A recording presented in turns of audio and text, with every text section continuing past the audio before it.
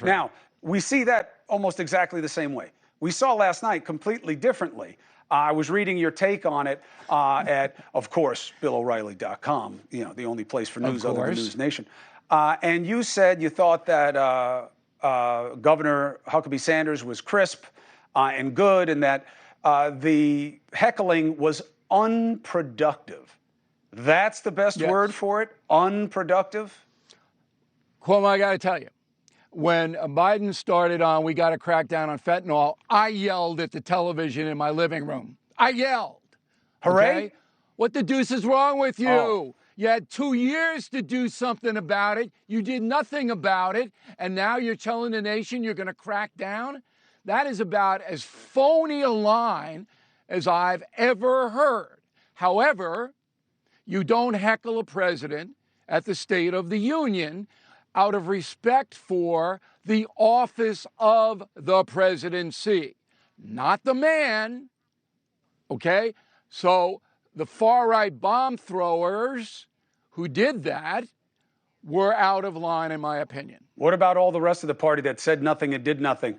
Speaker McCarthy sitting up there watching it all and just going... They're politicians, Cuomo. I mean, they're not going to go against their own. It's not a big deal. What is a big deal is that Joe Biden believes what he says. I don't think he's a liar. I don't think that he gets up there and purposely tries to mislead everybody.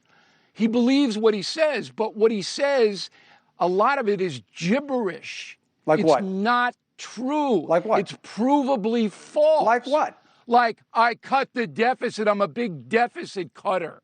Okay? When he spent more money, his administration, than any other president in history by far. It's such and a the reason the deficit analysis. dropped.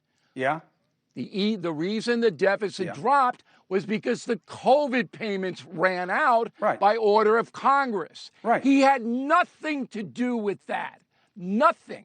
Well, first of all, his party was in power at the time, who was in favor of that. But look, here's what bothers me about this, okay?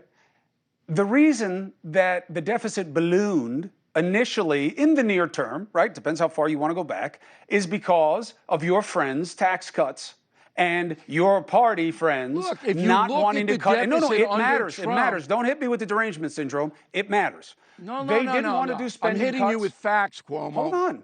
Listen, I'm hitting you with facts. I will quote you the deficit numbers under Trump. That's when it started. The last deficit under Trump. Bill. You're not letting me. Well, in truth, I was going to say the same thing to you that you're not letting me. But go ahead. I'll be gracious. Okay. Before COVID hit, the last deficit number under Trump was $700+ billion. Okay, that was the last one before COVID wiped out all of the federal spending because of the checks.